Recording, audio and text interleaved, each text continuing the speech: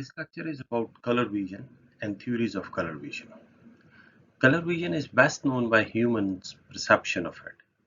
It creates an aspect of vision that cannot be appreciated by any other means, but it is an illusion of reality that comes from the interaction of millions of neurons within the darkness of our skull, projecting us into a multicolored universe, which would have otherwise remained unknown. Now defining the color vision. It's the ability to discriminate variations in the wavelength of light, independent of intensity. Involves multiple stages of processing. We have already learned that each region of retina has cone photoreceptors, contain photopigments of different spectral sensitivities. Since each photopigment absorbs light across the spectrum, the output of a single cone cannot specify either the wavelength or the intensity of light, nor allow one to distinguish the spectral characteristics of an object from those of its illuminant. To do this requires comparing the output of different cone types within the retina. Separate cone types feeding up separate signals to the brain, and brain compute the sum of long, medium, and short cones to finalize the color and image vision. In addition to an aesthetic impact, color vision facilitates detecting objects in the external world. If we have no ability of color vision, the world around us will appear as monotoned, and we might miss a lot of details. With the color vision, it becomes easy for humans to distinguish between different objects and can easily comprehend details. Color vision uses two properties of light to create visual contrasts. One property is effective energy, that is, the number of quanta or packets on energy in the light. The other is the frequency of vibration or wavelength of the absorbed quanta. When the packets of white light containing all frequencies of visible spectrum falls on a prism, they are being separated into different frequencies. Hence we see a band of colors. All colors in the band have different wavelength. How our brain separates the two properties of light, that is effective energy and frequency of vibrations, and then recombine them to create color is the mystery of the color vision. The frequency of light wave is how many waves moves past a certain point during a set amount of time. Usually 1 second is used. Frequency is generally measured in hertz, which are units of cycles per second. Color is the frequency of visible light, and it ranges from 430 trillion hertz, which is red, to 750 trillion hertz, which is violet. Waves can also go beyond and below those frequencies, but they are not visible to the human eye. For instance, radio waves are less than 1 billion hertz. Gamma rays are more than 3 billion hertz. Wave frequency is related to wave energy. Since all the waves really are is traveling energy, the more energy in a wave, the higher its frequency. The lower the frequency is, the less energy in the wave. All colors perceived by humans can be quantitatively defined by the mixtures of three international standards.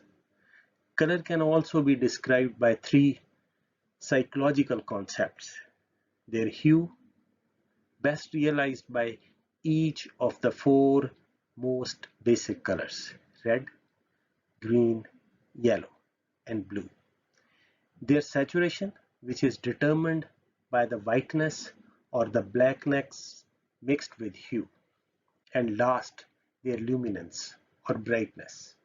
Describable by these variables, about 2 million different colors are perceivable by humans. Relating color perception to physical and psychological dimensions, however, does not explain the physiology that creates these impressions in our brain. The perception of color involves the entire brain.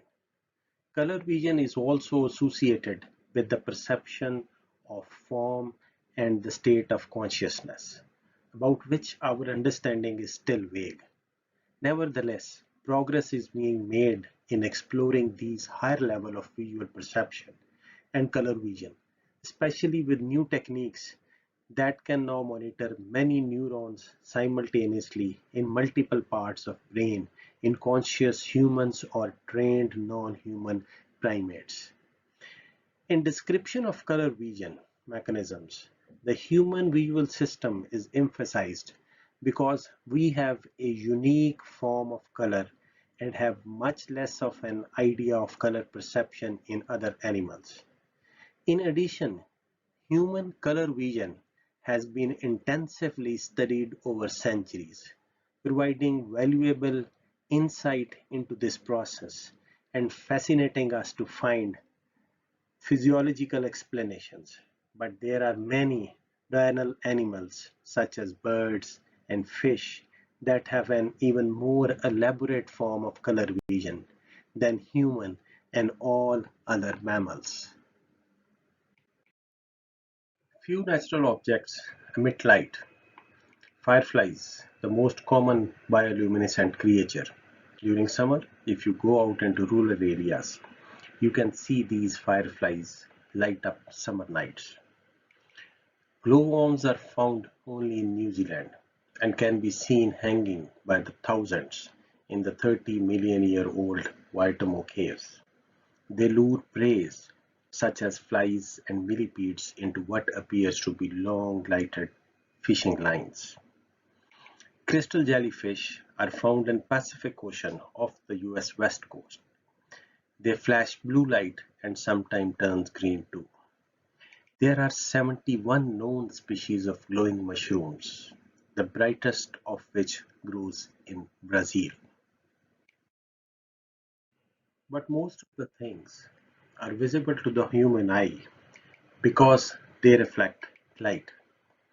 The proportion reflected varies with wavelength, defining the surface reflection function.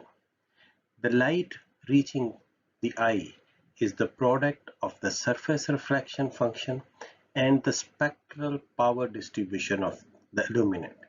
It means that whatever is the composition of different color wavelengths in the light source, and out of that composition, how much is reflected back by the surface of any object.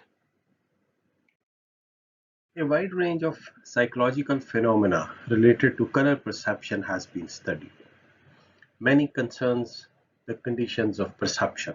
For example, the field in which color is viewed, simultaneous contrast, the effects of the various backgrounds on color perception, and so on and so forth. One of the most vigorous areas of research, especially more recently, is the study of color vision, that is, of mechanisms involved in perception of color. Two scientists, Helmholtz and Hering, were pioneers in the physiology of color vision. Helmholtz presented the trichromatic theory, and Hering contributed to development of the opponent process theory. Originally, these theories were seen as rivals, but much of the research in the second part of the 20th century has pointed to these theories as explaining complementary parts of the visual process. According to the trichromatic theory of color vision, also known as the Young-Helmholtz theory of color vision, there are three receptors in the retina that are responsible for the perception of color. How this process works: one receptor is sensitive to the color green, other to the color blue, and third to the color red. The combination of these three colors produces all of the colors that we are capable of perceiving. Photoreceptors also tends to have different sensitivity levels. Blue receptors are the most sensitive and red the least. The ability to perceive color require interaction between at least two types of photoreceptors. These three colors can then be combined to form any visible color in the spectrum. Color is a pervasive part of our visual experience. It can influence our moods, affect how we interpret things about the world, and even carry a symbolic meaning. But what exactly explains our experience of color? A number of theories have emerged to explain this phenomena, and one of the earliest and best known was the trichromatic theory. Renowned researchers Thomas Young and Helmholtz contributed to the trichromatic theory of color vision. The theory began when Thomas Young proposed that color vision results from the action of three different receptors. As early as 1802, Young suggested that the eye contained different photoreceptor cells that were sensitive to the different wavelengths of light in the visible spectrum. It was later in mid-1800s that researcher Helmholtz expanded upon Young's original theory and suggested that the cone receptors of the eye were either short wavelength (blue), medium wavelength (green), or long wavelength (red). He also proposed that it was the strength of signal detected by the receptor cells that determined how the brain interpreted the color in the environment. Helmholtz discovered that people with normal vision need three wavelengths of light to create different colors through a series of experiments. Helmholtz used a color matching experiment where participants would alter the amount of three different wavelengths of light to match a test color. Participants could not match the color if they used only two wavelengths, but could match any color in the spectrum if they used the three. The theory became known as Young-Helmholtz theory of color vision. The identification of the three receptors responsible for color vision did not occur until more than 70 years after the proposal of the theory of trichromatic vision. Researchers discovered that cone pigments have different level of absorption. Cones, which are receptors located in the retina, and they are responsible for the vision of both color and detail. Three different cone receptors: short wavelength cone receptors, middle wavelength cone receptors, and long wavelength cone receptors. The perception of color by the brain requires input from at least two different types of cones. The brain must interpret information about both the wavelength and the intensity of the incoming stimulation. By comparing the input from each cone that has been stimulated, the brain can interpret the color of the source of the stimulation. The opponent process theory of color vision suggests that our ability to perceive color is controlled by three receptor complexes with opposing actions. These three receptor complexes are the red-green complex, the blue-yellow complex, and the black and white complex. According to opponent process theory, these cells can only detect the presence of one color, either of one from these complexes at a time, because the two colors oppose one another. You do not see greenish red because the opponent cells can only detect one of these colors at a time. How the opponent theory differs from trichromatic theory. While the trichromatic theory makes clear some of the processes involved in how we see color, it does not explain all aspects of color vision. The opponent process theory of the color vision was developed by Hering, who noted that there are some color combinations that people simply never see. For example, we often see greenish blue,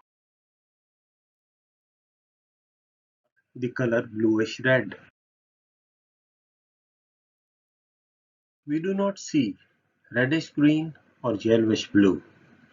Opponent process theory suggests that color perception is controlled by the activity of two opponent systems, a blue-yellow mechanism and a red-green mechanism. How the opponent process works?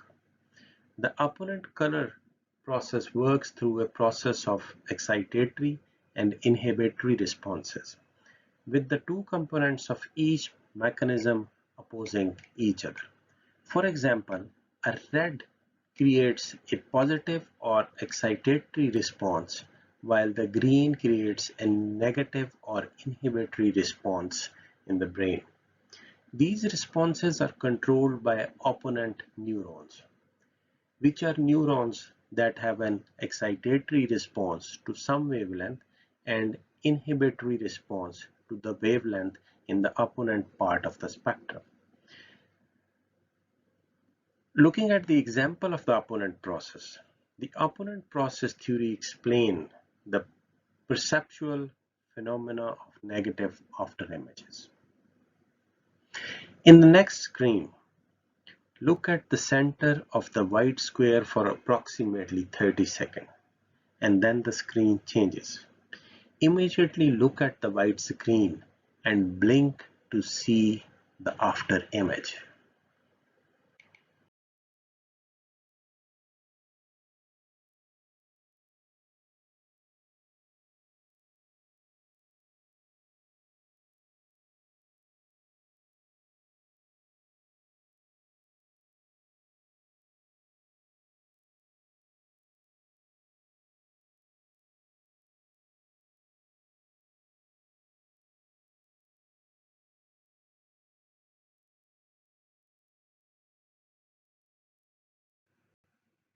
You might have seen a different color in the after image. Let's experience one more color with yellow.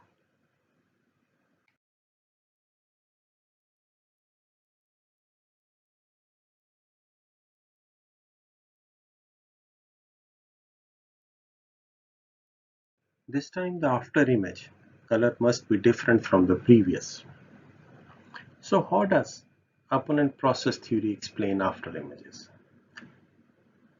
You see, staring at the white and red image for 30 to 60 seconds cause the white and red opponent cells to become fatigued, tired. When you shift your focus to a black surface, those cells are no longer able to fire or send signals.